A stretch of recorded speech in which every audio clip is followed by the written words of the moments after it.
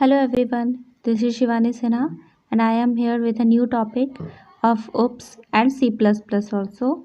C++ as well as in C programming also we have to study about functions.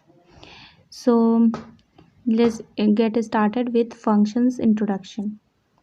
A function is a self-contained programming segment that carries out some specific well-defined task. Okay. Function क्या है? एक self content programme है, एक programming segment है जो कि काफ़ी सारा क्या करता है, हमारा जो इन्फॉर्मेशन है उसको स्पेसिफिक टास्क को प्रोसेस करने के लिए कैरी करता है.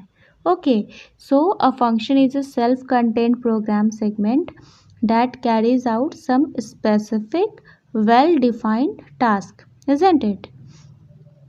Now each program consists of one or more functions. Okay, each and every program, whatever program we are writing, it consists of at least one or more functions. One of these functions must be called main. Okay, उसे हम क्या कहते हैं? एक function को हम must भी main function कह सकते हैं. Execution of the program will always be carrying out the instructions of main. जो भी एग्जीक्यूट हम प्रोग्राम में करेंगे वो हमेशा ही इंस्ट्रक्शंस कैरी करेगा मेन फंक्शन. मेन फंक्शन इसलिए वेरी इंपॉर्टेंट है बिकॉज वही क्या करता है, हमारे जो इंस्ट्रक्शंस जो हम कंप्यूटर सिस्टम को देते हैं हमारे प्रोग्रामिंग के थ्रू, कोड के थ्रू, जो भी इंस्ट्रक्शंस हम प्रोवाइड करते हैं उसे मेन फंक्शन क्या करता है, कैरी करता है. एंड एग्जीक्यूशन के लिए ये बहुत ही इंपॉर्टेंट फंक्शन है. Now function will process information that is passed to it from the calling portion of the program and return a single value. क्या कह रहा है कि फंक्शन जो है एक क्या करता है, इंफॉर्मेशन को पास कराने में हेल्प करता है and calling portion of the program. Okay, and हमेशा ही एक वैल्यू को, एक सिंगल वैल्यू को वो रिटर्न करेगा through return statement. Now information is passed to the function via special identifiers called argument and returned via return statement. जो भी इंफॉर्मेशन हम पास करते हैं थ्रू फंक्शन को जो भी इंफॉर्मेशन हम पास करते हैं किसी स्पेशल आइडेंटिफाइज के थ्रू उसे हम आर्ग्यूमेंट कहते हैं. एंड जो रिटर्न आउटपुट हमें आता है उसे हम किसके थ्रू, जो भी रिटर्न होता है, जिस स्टेटमेंट के थ्रू हमारा आउटपुट रिटर्न हमें डिस्प्ले दिखता है उसे हम रिटर्न स्टेटमेंट कहते हैं. क्लियर? किसी को अगर डाउट हो तो वो कमेंट बॉक्स में डाउट क्लियर कर सकते हैं. नाउ अब हमें देखना है कि हम कौन कौन सा एलिमेंट यूज़ करते हैं. What are these elements we are using for the definition और the declaration of function statement. Okay, so first of all there are 6 points we have to discuss and after elaborating these 6 points we have easily understood then how to declare function in our program. So function name, function type, list of parameters, local variable declaration, function statement and a return statement. All these 6 points are very important and these 6 points makes a syntax of function in our program. So function type, function name, in a close open close bracket small bracket there are parameter list is given. देखिए आप लोग यहाँ पे function type है. function type itself means which type of data type is this. Okay, किस type का data type हम लोग यहाँ पे यूज़ कर रहे हैं. फंक्शन का नेम आप कुछ भी डाल सकते हैं, जैसे मेन फंक्शन है, एक मेन नाम का एक वेरिएबल हम ले रहे हैं मेन, और उसको उसके बाद हम क्या कर रहे हैं, स्मॉल ब्रैकेट ओपन क्लोज कर रहे हैं, that is called parenthesis. And इसके अंदर, इस ओपन क्लोज के अंदर जो भी आर्ग्यूमेंट हम यूज़ करेंगे उसे हम पैरामीटर लिस्ट कहते हैं. ओके, सो फर्स्ट लाइन क्या हुआ हमारा, function header. Now curly braces open and curly braces close, इन दोनों के अंदर हम क्या करेंगे, फंक्शन को पूरी अच्छे से डिक्लेयर करेंगे. अब local variable declaration. Local variable declaration क्या होता है, specify the variable needed by the function. ऐसा वेरिएबल हमें डिक्लेयर करना है जिसके थ्रू हम फंक्शन को पास करवा सकते हैं. ओके। जैसे इंट आई, इंट एम, इंट एस, कुछ भी हम जो एक वेरिएबल लेंगे एंड लोकल वेरिएबल लेंगे उसके एग्जीक्यूशन के लिए, स्टेटमेंट के एग्जीक्यूशन उसको यूज़ करने के लिए, एंड वो किस टाइप का होगा वो भी हम वहाँ पे डिलीवर करेंगे। नाउ एग्जीक्यूटेबल स्टेटमेंट 1, स्टेटमेंट 2, मतलब बॉडी के अंदर आप कुछ भी लिख सकते हैं। जो भी स्टेटमेंट 1 स्टेटमेंट 2 रहेगा एग्जीक्यूट करवा सकते हैं। जैसे कंडीशंस आप लगा सकते हैं, डिसीजन मेकिंग कंडीशन हो गया, या फिर फॉर लूप, लूपिंग वगैरह आप लगाना चाहो तो इसके अंदर लगा सकते हैं। सो स्टेटमेंट क्या करेगा? Function statement that performs the task of the function. हमें जो भी टास्क हमें यूज़ करना है वो सारा कुछ हम इस बॉडी के अंदर लिखेंगे, फंक्शन बॉडी के अंदर। Now return statement, what it states? Return statement हमें क्या कहता है?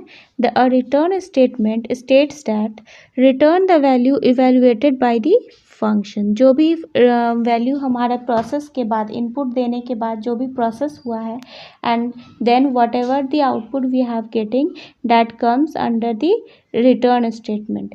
उसी रिटर्न स्टेटमेंट के थ्रू क्या होगा? हमें हमारा रिटर्न आउटपुट जो है वो डिस्प्ले करेगा। ओके, तो ये क्लियर है आप लोगों को। और अब हम पढ़ेंगे accessing of function. Accessing function मतलब कॉलिंग फंक्शन, राइट। यहाँ पे मैंने ब्राइटनेस बढ़ा दिया है।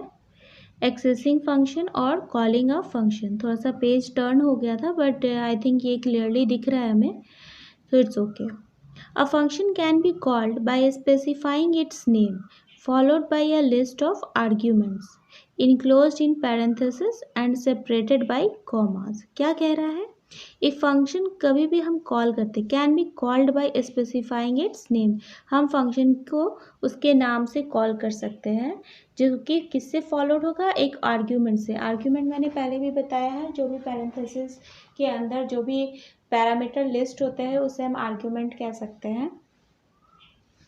Enclosed in parenthesis and separated by, हमें सेपरेट कर सकते हैं bye comma. Okay. If the called function does not require any argument, an empty pair of parentheses must follow the name of the function. अगर मान लीजिए एक कोई parameter list नहीं है, आर्ग्यूमेंट नहीं कॉल किया गया है, रिक्वायर्ड नहीं है, एम्प्टी पैरेंथेसिस है, पैरेंथेसिस मतलब empty small bracket open close है, देन उसको नाम उसका must be followed by the name of the function. तो उसको उसके नाम से ही बुलाया जाएगा। ओके। नाउ एक हमारे पास एक प्रोग्राम है, एक फैक्टोरियल का प्रोग्राम हमने यहाँ पे राइट किया है। WAP रिप्रेजेंट कर रहा है राइट अ प्रोग्राम से। Okay, write a program to find the factorial of a number. So हमने एक ही प्रोग्राम को एक फैक्टोरियल निकालने के लिए दो तरीके से हमने निकाला है। एक सी प्रोग्रामिंग पे निकाला है और एक C++ पे निकाला है। ओके, सो सी में हम देख लेते हैं, हैश इंक्लूड stdio.h, conio.h जो हेडर फाइल है। फिर हमने क्या लिया? एक लॉन्ग डेटा टाइप लिया है, इंट फैक्टोरियल। फैक्टोरियल एक फंक्शन का नेम लिया है, एंड पैरामीटर में हमने इंट n पास करवाया है, मतलब n नाम का वेरिएबल है जिसमें, जो कि इंट नाम के डेटा टाइप से पास करवाया है। ओके, नाउ अब हम कर्ली ब्रेसेस के अंदर एक लोकल वेरिएबल डिक्लेयर कर रहे हैं। लोकल वेरिएबल डिक्लेयर कर रहे हैं तो यहाँ पे इंट आई का मतलब है आई एक लोकल वेरिएबल है, एंड ये किस डेटा टाइप को रिप्रेजेंट कर रहा है? इंटीजर डेटा टाइप को। Now long int p equal to p equal to 1, एक p करके पावर हम लोगों ने ले लिया है क्योंकि हमें फैक्टोरियल निकालना है। तो p इक्वल टू 1। अब हमें क्या कंडीशन लगा रहे हैं? If n is greater than 1, अगर n 1 से ग्रेटर है देन इस लूप फॉर लूप में हम एंटर करेंगे, and i equal to 2, i less than equal to n, and plus plus i and i plus plus, ये दोनों दो डिफरेंट चीज़ें हैं। दोनों इंक्रीमेंट डिक्रीमेंट ऑपरेटर्स जब हम पढ़े थे सी लैंग्वेज में या पढ़ते हैं उसमें ये यूज़ करते हैं। अगर आप लोगों ने नहीं पढ़ा है तो मैं जो नेक्स्ट वीडियोस वगैरह डालूंगी तो उसमें ऑपरेटर्स के बारे में रहेगा, आप वहाँ पर से चेक कर सकते हैं। Now p star equal to i, star denote कर रहा है मल्टीप्लिकेशन को, क्योंकि हम फैक्टोरियल निकाल रहे हैं तो हमें मल्टीप्लिकेशन तो रहेगा ही। नाउ रिटर्न पी, क्या कह रहा है कि पी मल्टीप्लाई इंटू आई, आई का जो वैल्यू होगा वो पी के वैल्यू में चला जाएगा, पी वेरिएबल के नाम में चला जाएगा, एंड देन जो भी रिजल्ट हमारा आएगा वो रिटर्न हो जाएगा। Now curly bracket close. अब देखिए यहाँ पे we have this main function here in a down, we have this main function, and under this main function curly bracket open, and the local variable is here is int n. Okay, now printf, हम printf क्या करवा रहे हैं, double quotes के अंदर x equal to कर रहे हैं कि जो भी फंक्शन n नाम का जो भी फैक्टोरियल है, हम n नाम के फैक्टोरियल, क्योंकि हमने जो क्वेश्चन डाला है उसमें ये नहीं लिखा है कि आपको किस डिजिट का फैक्टोरियल निकालना है। Okay, that's why we are taking this as a n. Now scan f %d and n represent the address of n variable. Now printf हमने करवा लिया है द फैक्टोरियल, एंड यहाँ पे फैक्टोरियल n पेरेंथेसिस जो है ये calling the function. Okay, calling which function, the our function, that is long int factorial int n, that is the function we are calling at the bottom. Okay, now get ch for the display,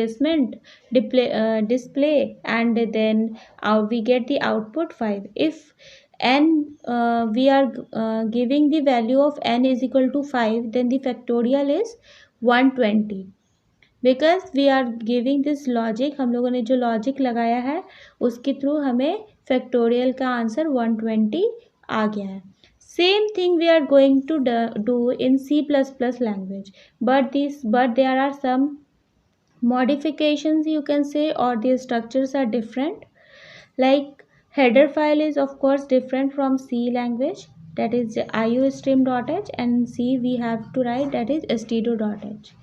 Now यहाँ पे भी हम लोगों ने declare कराना है same factorial int n as the previous one, that is in C. Same सारा system हमने सेम करना है, बस printf के जगह पे हमने क्या किया है cout. Okay, cout double quotes में n equal to and double quotes close, now C in.